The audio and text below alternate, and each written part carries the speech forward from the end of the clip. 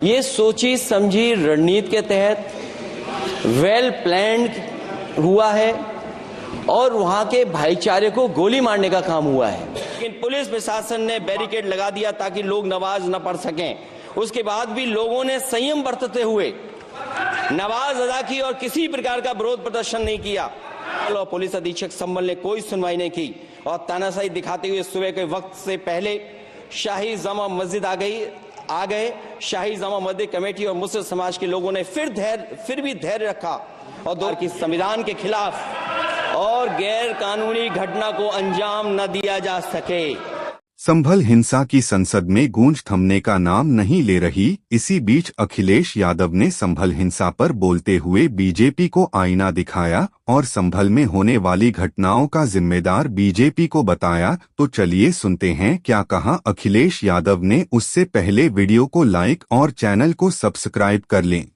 महोदय, कमेंटमेंट में, क्रेडिबिलिटी में आपका कोई जवाब नहीं। नहीं ये नहीं कह रहा मैं। लेकिन दाईं तरफ वाले लोगों का थोड़ा हिसाब किताब अलग है। अध्यक्ष महोदय, मैं धन्यवाद देता हूं आपका कि आपने बहुत महत्वपूर्ण घटना पे मुझे बोलने का अवसर दिया है।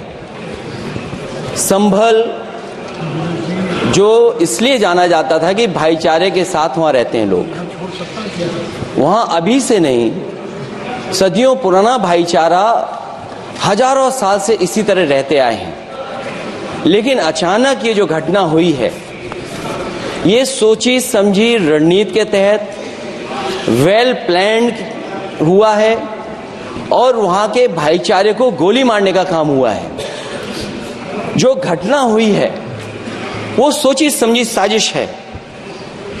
वहां जो खुदाई की बात लगातार अध्यक्ष महोदय देश में कोने कोने पर भारतीय जनता पार्टी और उनके सहयोगी और समर्थक, शुभचिंतक बार बार खुदाई की जो बात कर रहे हैं अध्यक्ष महोदय, ये खुदाई जो है हमारे देश का सौहार्द, हमारे देश का भाईचारा, हमारे देश का गंगा जमनी तहजीब को खो देगा। मैं आपका धन्यवाद इसलिए भी देता हूं कि इस महत्वपूर्ण जो साजिश हुई, और वो साजिश सोची समझी इसलिए मैं बोल रहा हूं। उत्तर प्रदेश का चुनाव था, पहले 13 तारीख को चुनाव होना था और 13 तारीख के चुनाव को उन्होंने बढ़ा करके 20 तारीख कर दिया। और इस जो घटना है मैं आपके सामने पढ़ना चाहता हूं।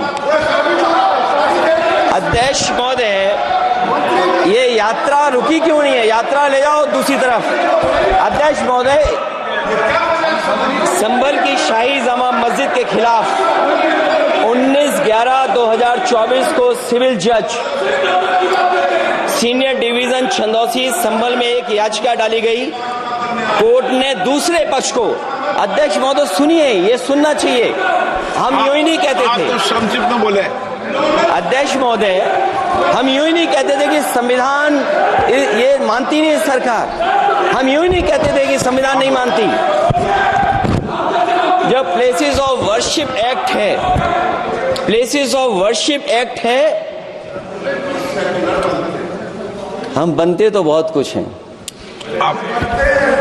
संभल के शाही जामा मस्जिद के खिलाफ 19/11/2024 को सिविल जज सीनियर डिवीजन चंदौसी संभल में एक याचिका डाली गई। कोर्ट ने दूसरे पक्ष को सुने बगैर उसी दिन 19/11/2024 को सर्वे के आदेश दे दिए। ताज्जुब की बात है संभल के जिलाधिकारी संभल और पुलिस अधीक्षक संभल आदेश को पढ़े बगैर 2 घंटे के बाद सर्वे के लिए पुलिस बल के साथ शाही जामा मस्जिद पहुंच गए। जामा मस्जिद की कमेटी, जनप्रतिनिधि, उलेमा इकराम, सभी अधिवक्ताओं ने सहयोग दिया। जिलाधिकारी संभल और पुलिस अधीक्षक संभल ने 2.5 घंटे सर्वे के बाद कहा सब सर्वे पूरा हो चुका है और अब रिपोर्ट कोर्ट को भेज दी जाएगी। लेकिन दिनांक 22/11/2024 फ्राइडे को जुमे की नमाज के लिए लोग नमाज अदा करने के लिए जामा मस्जिद पहुंचे, लेकिन पुलिस प्रशासन ने बैरिकेड लगा दिया ताकि लोग नमाज न पढ़ सकें। उसके बाद भी लोगों ने संयम बरतते हुए नमाज अदा की और किसी प्रकार का विरोध प्रदर्शन नहीं किया। 29/11/2024 को कोर्ट की अगली तारीख तय थी। शाही जामा मस्जिद की कमेटी और मुस्लिम समाज के सभी लोग कोर्ट में केस की पैरवी के लिए तैयारी कर रहे थे, परंतु दिनांक 23/11/2024 की रात पुलिस प्रशासन द्वारा कहा गया 24/11/2024 यानी अगले दिन सुबह को दोबारा सर्वे किया जाएगा। शाही जामा मस्जिद कमेटी और अधिवक्ता ने कहा कि इस सर्वे तो मुकम्मल हो चुका है, अब दूसरे सर्वे की क्या आवश्यकता है। कोर्ट के आदेश का हमने पालन कर दिया। अगर दूसरे सर्वे कराना है तो दोबारा आदेश करवाएं, कोर्ट के आदेश के बाद हम दोबारा सर्वे करा देंगे। लेकिन जिलाधिकारी संभल और पुलिस अधीक्षक संभल ने कोई सुनवाई नहीं की और तानाशाही दिखाते हुए सुबह के वक्त से पहले शाही जामा मस्जिद आ गए। शाही जामा मस्जिद कमेटी और मुस्लिम समाज के लोगों ने फिर भी धैर्य रखा और दोबारा सर्वे के लिए अंदर ले गए। सर्वे के दौरान करीब 1.5 घंटा बाद जब जनता को सूचना मिली तो वो इकट्ठा होना शुरू हो गए। लोगों ने सर्वे का कारण जानना चाहा तो सर्किल ऑफिसर ने उनके साथ गाली गलौज की और लाठीचार्ज करवाकर बुरी तरह जख्मी कर दिया। इसका विरोध करते हुए चंद लोगों ने पत्थर चलाए, जिसके बदले में पुलिस के सिपाही से लेकर के अधिकारियों तक ने अपने सरकारी और प्राइवेट हथियारों से गोलियां चलाई, जिसका वीडियो रिकॉर्डिंग है, जिसके एवज में दर्जन लोग गोलियों से घायल हो गए हैं। 5 मासूमों जो कि अपने घर से सामान लेने के निकले थे, उनकी मृत्यु हो गई। संभल का माहौल